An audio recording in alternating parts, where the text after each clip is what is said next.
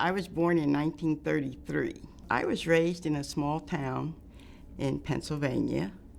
My early childhood education took place at an all-black school. I didn't realize that I was being segregated from the community at large. I left that school after the 8th grade and started the 9th grade in an integrated school.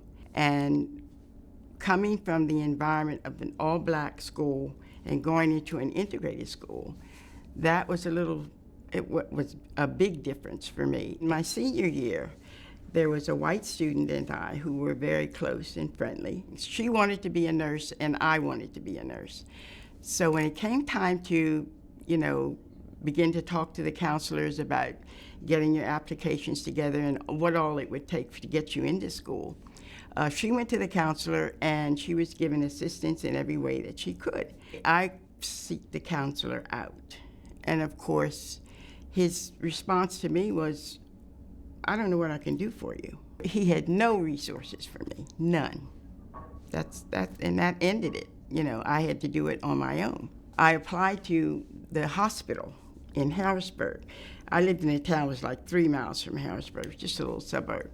So I applied there, and of course, unequivocally was rejected. There were no black students there, and no bones about it. We don't have any colored students here. Well, fortunately, I had an aunt who was a school teacher, and I also had an aunt that had graduated from a black hospital in Philadelphia. So it was through her efforts that I became enrolled at Mercy-Douglass Hospital. Mercy was established because there was such resistance throughout at least this part of the country and the eastern part of the United States to taking black nurses or doctors on staff at the hospital. So in order to provide a training ground for the nurses and the doctors, that's how Mercy came about. They were letting us know, hey, you've got to work hard and you have to do the best you can do, because society's not going to look at you the same way as they do anyone else. We didn't know that we didn't have the same kinds of supplies or that there were better supplies. We didn't know that at that time. We knew that for a lot of things that we did, we had to improvise because our hospital didn't have the money to buy the latest equipment or to get, the best of whatever it was that you needed in order to fulfill a procedure. We didn't have too much trouble getting a job when we graduated from Mercy, because Mercy nurses were trained very well.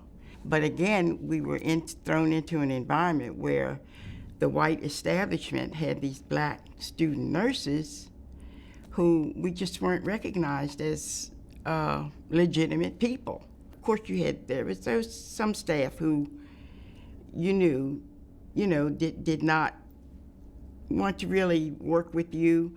And I had been at this hospital maybe almost a year and a half. And the head nurse position became available. I applied for it. And of course, there was all this fooling around. They weren't filling the position. So finally, administrator on the unit, who was the administrator, the doctor who had full responsibility, he sat down to talk with me about the fact that I had applied for this position. Of course, he was a white physician. And he said, "Now, you really don't want this position, do you?" Can you imagine someone saying that to you? That was in the early 60s. These are the kinds of things that I think hold us all back, because we don't accept a person for the person, regardless of what their color is. My career was starting out as a nurse on a floor, and I ended up as the superintendent of a hospital. But it's been a wonderful, wonderful journey. It really has, with all its ups and downs. Our society has changed, we have made strides, but it's just still there. When you're faced with a lot of hardships, you rise to meet them, and you do the best you can.